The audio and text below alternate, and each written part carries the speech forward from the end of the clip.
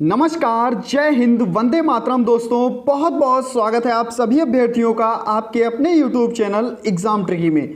दोस्तों इस वीडियो में बात करेंगे डीएड स्पेशल एजुकेशन का जो आज का पेपर था, यानी कि 25 तारीख का जो पेपर है, content and methodology of teaching social science. तो दोस्तों यहाँ पर आपके कितने प्रश्न सही हुए हैं आप लोग कमेंट सेक्शन में बताइएगा। टेलीग्राम ग्रुप से जुड़ने के लिए लिंक आपको डिस्क्रिप्शन बॉक्स में दे दिया गया है। चैनल पर यदि पहली बार विजिट कर रहे हैं तो चैनल को सब्सक्राइब करने के बाद में बेल आइकन में ऑल का ऑप्शन प्रेस कर लीजिएगा। चलिए देखते हैं दोस्तों कैसा रहा आज का आपका पेपर और कितने प्रश्न आपके हुए सही। पहला प्रश्न है आपके सामने, मानव शास्त्र का अध्ययन है। दोस्तों मानव शास्त्र का अध्ययन मानव जाति, अर्थात यहाँ पर सी ऑप्शन जो है आपका सही हो जाएगा। दूसरा प्रश्न आपके सामने है, सामाजिक विज्ञान है। सामाजिक विज्ञान है तो दोस्तों यहाँ पर पहला ऑप्शन है आपके सामने, विभिन्न विषयों का अनूठा मेल, मानव विकास का अध्ययन, मानव समाज एवं सामाजिक संबंधों का अध्ययन, या उपरोक्त में से सभी। तो दोस्तों यहाँ पर आपका जो ऑप्शन सही होगा वह बी ऑप्शन आपका सही होगा। नेक्स्ट हम बात कर लेते हैं दोस्तों, क्योंकि यहाँ पे मानव विकास का अध्ययन दोस्तों सामाजिक विज्ञान के अंतर्गत नहीं आपका आएगा, यह आपका चला जाएगा साइकोलॉजी के अंतर्गत। तो दोस्तों यहां पर आपका जो बी ऑप्शन है वो ही सही होगा। नेक्स्ट हम बात कर लेते हैं तीसरे प्रश्न पर, और तीसरा प्रश्न आपके सामने है, नया ज्ञान प्रदान करते हुए जब भूगोल शिक्षक छात्रों के पिछले ज्ञान के साथ कुछ संबंध प्रतिस्थापित करते हुए नया ज्ञान प्रदान करते हैं, उसे अध्यापन के सूत्र को कहा जाता है। यानी कि उस अध्यापन के सूत्र को क्या कहा जाता है? तो दोस्तों कोई हमारे पास पिछला ज्ञान है तो हम ऐसे ज्ञान की तरफ चलते हैं जहां पर हमको नहीं पता है और उस ज्ञान से रूबरू होते हैं, तो वहां पर आपका ज्ञात से अज्ञात, यानी कि चीज़ें हमको कुछ ज्ञात थी और हम अब बढ़ रहे हैं ऐसी चीज़ों की ओर जो हमें अज्ञात हैं, अब हम उनको जानने का प्रयास करेंगे। ए ऑप्शन है आपका यहाँ पर सही हो जाएगा। नेक्स्ट हम बढ़ते हैं चौथे प्रश्न पर, और यहां पर दिया गया है, एक सामाजिक विज्ञान शिक्षक ने छात्रों को पहले चांद, सूरज, पृथ्वी के बारे में पढ़ाया और बाद में ग्रहों और मंडल की संकल्पना के बारे में बताया। यहां शिक्षक ने निम्न में से कौन सा सूत्र अपनाया?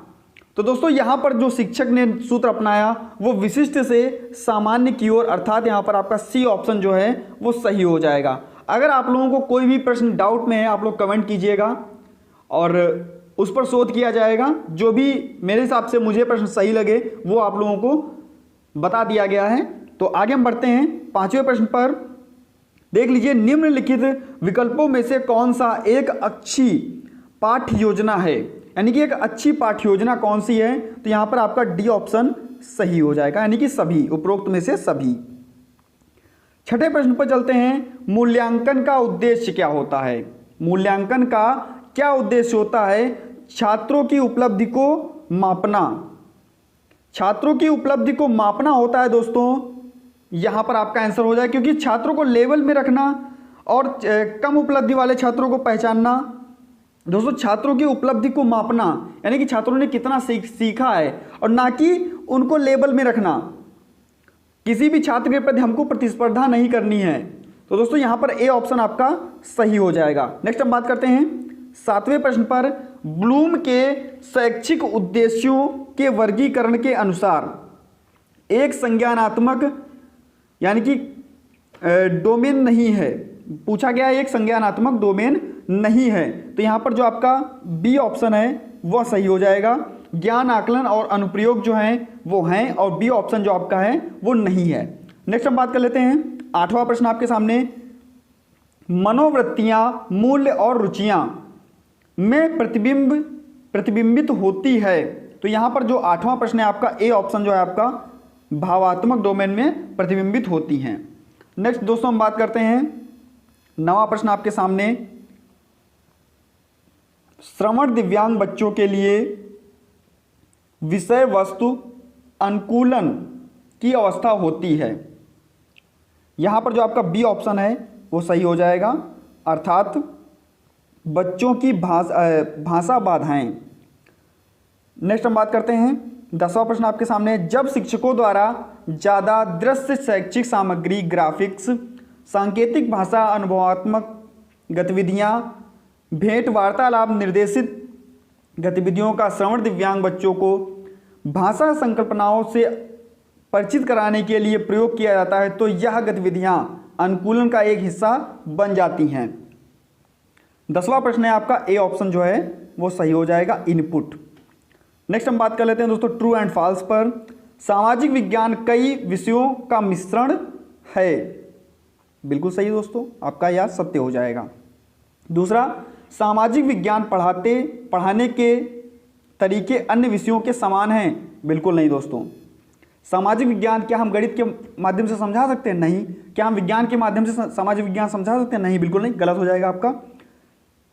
तीसरा प्रश्न है आपका, अन्य विषयों के साथ सामाजिक विज्ञान का सहसंबंध शिक्षकों द्वारा तय किया जाता है। तो दोस्तों यह बिल्कुल आपका सही हो जाएगा। नेक्स्ट बात करते हैं, कैप्शनिंग एक प्रकार का अनुकूलन है जो हम श्रवण दिव्यांग बच्चों के लिए करते हैं। तो यह भी आपका बिल्कुल सही हो जाएगा।